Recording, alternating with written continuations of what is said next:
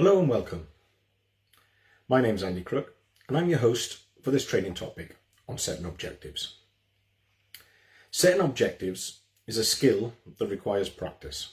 Too ambitious and they demotivate your staff. Not ambitious enough and it's a wasted opportunity. Get them just right and you can set objectives that serve to inspire your entire team and get your business where you want to get it. So, setting objectives is one of those business skills that comes with practice. Nobody gets it right continuously first time out. It's something that you have to build up confidence in and you have to trust a process. So I'm going to show you a process that I use for setting objectives that I've sort of refined over a period of time. That in both my personal and business life, I use the same basic process for both. And it's broken down into 3 steps. As always, with these things with me, I like to break it into 3 steps. And what we'll do is we'll go through those 3 steps. We'll talk about each step and how it builds up to how it helps you in that objective setting process. And then we'll look at an example if we get time towards the end. So the 3 steps of setting objectives, as I see it, is identifying the need first. What is it you need to achieve?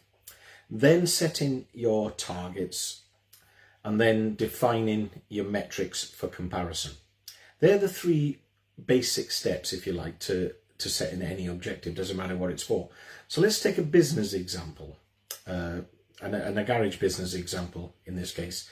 And we'll go through the process step by step. So we'll start with identifying the need. And when I ask people to identify the need in their business, what I'm asking them to do is identify the lowest level need in their business. So if you like, the first step in setting our objective happens long before you sit down to decide what you're going to do in terms of your objective. So I should clarify for anyone who hasn't watched any of the other, or listened to any of the other podcasts, or watched any of the other training topics, is where the objective sits into the planning framework. So I'll briefly go over that. So we set off with the vision, which is our long-term goal, our vision, 10-year plan, something like that. It doesn't have to be 10 years, but for me that works, because then we have 3 yearly goals, which for the sharp among you will work out that's only 9, but I include a year, a floating year if you like, for say a COVID incident, or if something really doesn't go to plan, we can write a year off.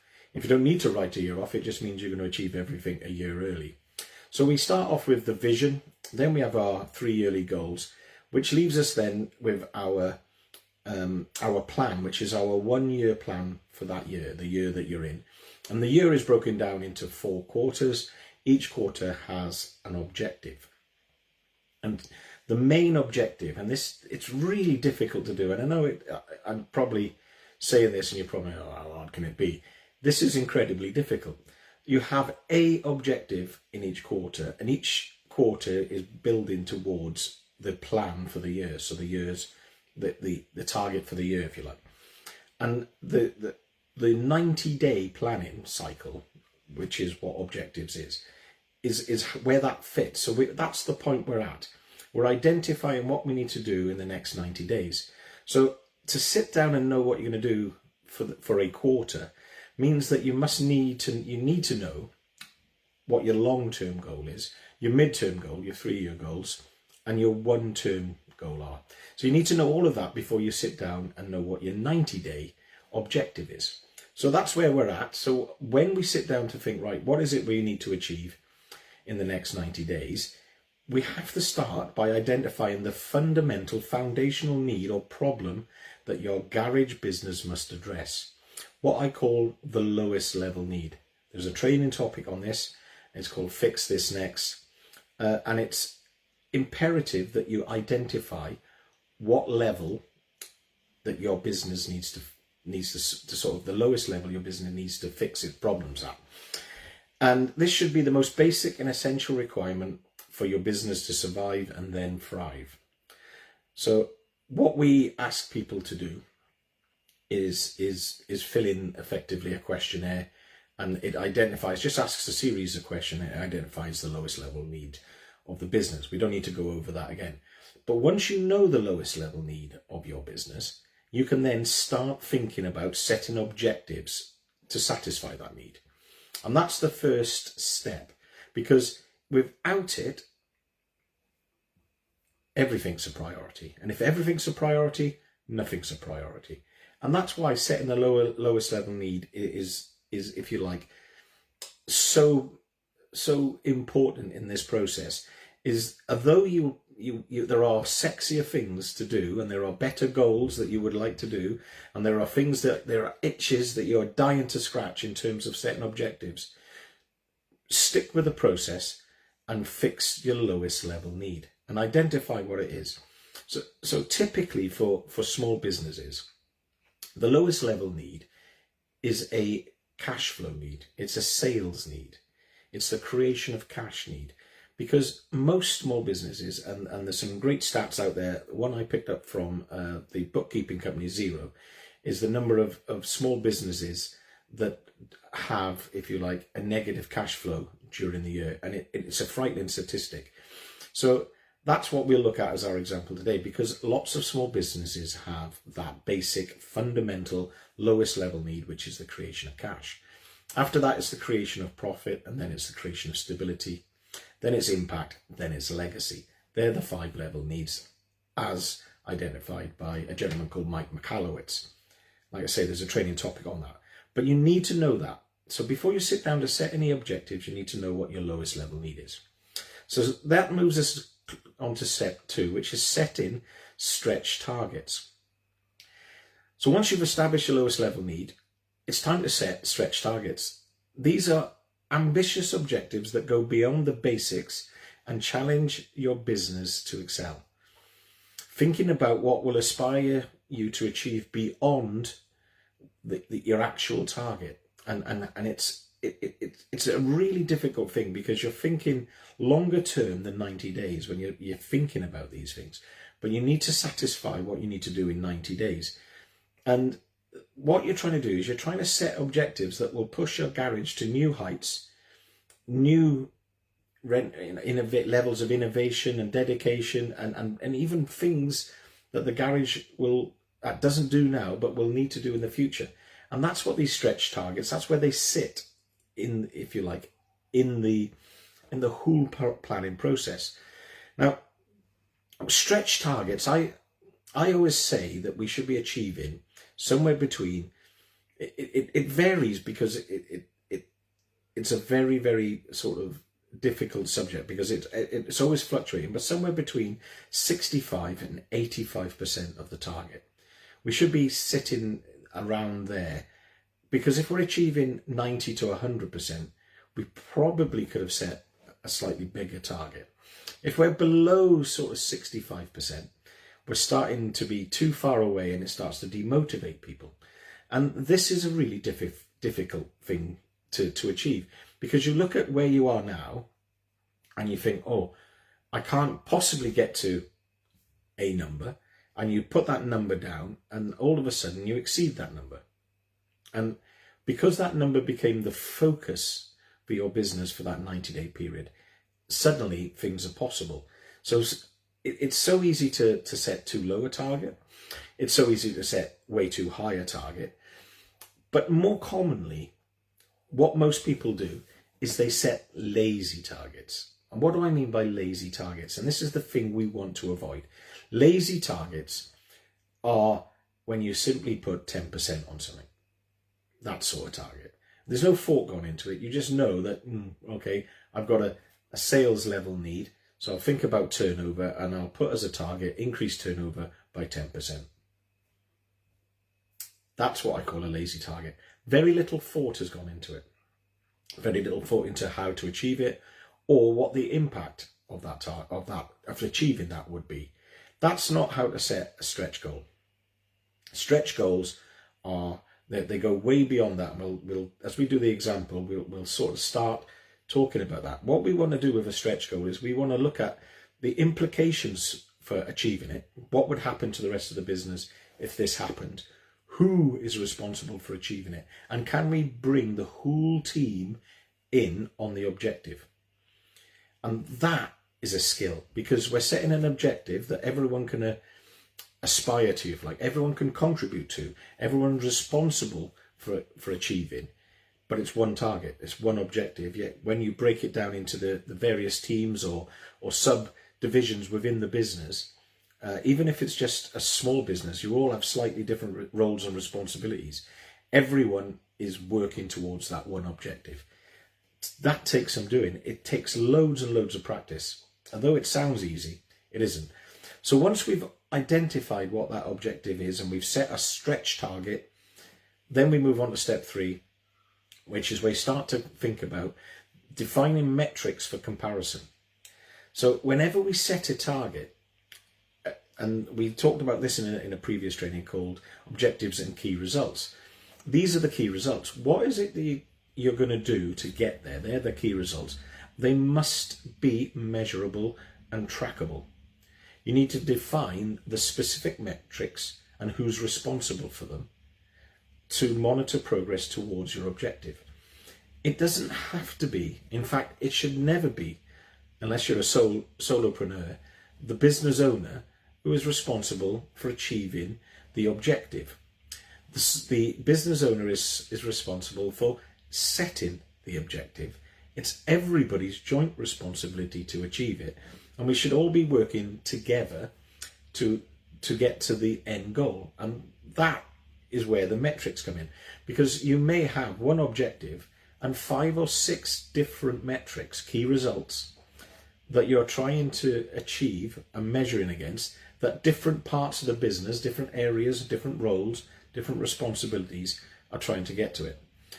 So the metrics provide clear data on the garage's performance, and metrics can be, and we've done a training topic on metrics, metrics can be internal or external, and it doesn't matter, but you need to know. So you need to know certain things. When you set an objective and you define the metric, you need to know where you are now, where you need to get to, and the steps you're going to take to get there, and how are you going to measure it. That's what your metrics and key results do. By having them in place, you can regularly assess your progress. I recommend weekly meetings. Make data-driven adjustments, so if things are going badly, we can look at the data and say, why is that not going so well? Or if things are going really well, we can look at the data and say, should we adjust? Now, to begin with, I always suggest don't adjust the overall target. Live with it if it's a little bit not ambitious enough. And if it's a bit too ambitious, live with it for that 90-day period, because by doing it every 90 days, you get chance to reassess at some point, because you never know what you might be way behind. You suddenly realize where the bottleneck is in your business. You release the bottleneck and lo and behold, you actually hit the target because it wasn't too ambitious. If that's just an example, if it wasn't too ambitious, you might get there. If you turn the target down, you'll never get there. That's just human nature. So that's, if you like, the 3 steps towards how you set objectives, or meaningful objectives is what I'm going to say. Like I say, it's a real skill. And remember, these objectives need to be aligned with the overall business strategy and should be reviewed and adjusted as needed to adapt to circumstances and market conditions. So my recommendation is that we review them. We have a meeting every week. We have a review meeting, a slightly different meeting every month. And every quarter, we can reassess and reset the metrics based on whatever the changing circumstances are or changing market conditions. Having a 3-step method ensures a balance between addressing the essential needs of the business, setting ambitious enough goals, and tracking performance through meaningful metrics. It's so easy to say, we're just going to increase revenue by 10%. That's the aim, that's the mission. And everyone, how inspiring is that? Well, it's not, is it? How does everyone pull towards it? Well, nobody really knows, do they? And then wait to the end of the year and realise that you haven't increased your revenue by 10%, and then it's too late to do anything about it. Having a 90-day objective that you continuously review stops that from happening. setting inspiring objectives that bring the whole team together, make sure there's inclusion and everyone, no matter what their role or responsibility in the garage, feels that they're part of the team. That is what setting objectives is really about. So I've 15 minutes, so I'll just quickly go through the example. Let's say, for our example, the lowest level need is a sales need, the creation of cash. And what the business wants to do, because so few small businesses have positive cash flow every month, that's the objective I've set, is to maintain monthly revenues to cover operating costs to sustain the business. So the overall objective is 12 months of positive cash flow. And the next 90 days, they're going to do something about it. So then the stretch goal is for monthly revenue to exceed operating costs by 25% over the next year through expanded services and reduce costs. That's how they're going to do it. So that's, if you like, how they're going to do it. So the stretch goal is for revenue to exceed operating costs by 25%. So if you sort of look at small businesses and you want to know if that's a stretch goal, it is. Yeah, so very, very few businesses are achieving 25% positive cash flow, if you like. So their profit before taxes is 25%. Very few businesses are achieving that. So this is a stretch goal. And they've set themselves internal metrics, and an external metric is they don't want to be one of those businesses that suffers from negative cash flow for one or more months during the year. So there's their external metric, but the internal metrics they've set themselves is that they know what the average invoice value is. So the front of house team have been tasked with increasing average invoice value over the next quarter. Now we're not saying buy a percentage here. What we've said is we want to increase average invoice value. We're making it a priority. Because over the first quarter, what this business is going to do is going to start to look at how much it can improve average invoice value and what is the impact on the other areas of the business. For the technicians, the guys on the shop floor, they want to increase their efficiency, because if they increase their efficiency, they get more work done. Therefore, more invoices go out the door. If more invoices go out the door at a slightly higher sales invoice value, and no other costs have increased, obviously parts costs will be incrementally higher, but no other costs will increase, this business will be in a better place. And it's the management responsibility to reduce costs, operating costs. And their plan is to look at every area of the business and try and reduce costs in every area of the business. And you think, well, that's impossible. But it's not. If you pick an area every week for 12 weeks and you find a 1% improvement across 12 areas, you've just improved things by somewhere in the region of 12%. It's possible. Could you get that cheaper insurance quote if you shopped around? If that became the priority? It's a question. Anyway, and then the marketing team, whoever that is, because what I'm talking about, these are the people with different roles and responsibility. All of these people could be one person. All of these roles could be one person, or all of these roles could be many people. It depends on the size of the business. But marketing and sales, that team is going to increase the number of leads and improve the conversion rate. And there are many ways of doing that. But they're the internal metrics. And that you can now see that if you like, an objective of, if you like, all the objective is positive cash flow for the entire year. That's kind of the objective. The stretch goal, when they've kind of come down to it and looked at it and said, what does that look like? Well, we need monthly revenue to exceed operating costs by 25%. That's what they've said. And they've got all year to get there. Now, that might mean that for the overall year, it isn't 25%.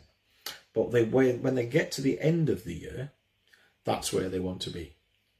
By then, that final month, they want to be at 25% more income than cost. So can you imagine the first thing anyone needs to do to achieve that is find out where they are now, how many months last year they had negative cash flow, and then look at the months that had negative cash flow, and then start to focus their activities on increasing the average invoice sale, increasing efficiency, reducing costs, and more leads and better conversion rates. That will achieve the goal. Everyone in the business is involved, everyone can buy into it, and everyone has a certain amount of autonomy to get there. Hopefully that gives you an idea of why setting objectives, and it's such a key skill, and yet it's very difficult to get training on it, because it's not really training you need, it's practice. You need to set objectives. So in a business sense, it's very, very difficult to get this right, because we often go too high, or we're not stretching people enough, or we just, worst case, we set a lazy objective. I suppose I say worst case. Worst case is not having an objective, not knowing what you're working towards, just turning up and doing the same thing and hoping for a different result. That's not going to happen. To get a different result, you need to change something. You need to be meaningful, and you need to be the agent for that change. And the setting objectives makes you that agent for change. And then getting better and better at it just means that the motivation within the team is increased, because everyone's buying into one objective. And that's, if you like, what I consider to be setting meaningful objectives. Hopefully this has made you think about the next quarter. So we're coming up to the beginning of October, final quarter of the year. Did you have an objective for the year? If you didn't, should we be thinking about what next year's objective is, and then thinking about our quarterly objective for the final quarter, the big push to try and achieve what it is we need to do to achieve what we need to achieve to get our plan, our 1 year plan in place for 2023. If I've made you think about that, I've done my job. Anyone's got any questions, send me a DM and I'll get back to you. And have the nice rest of your day and enjoy. Bye.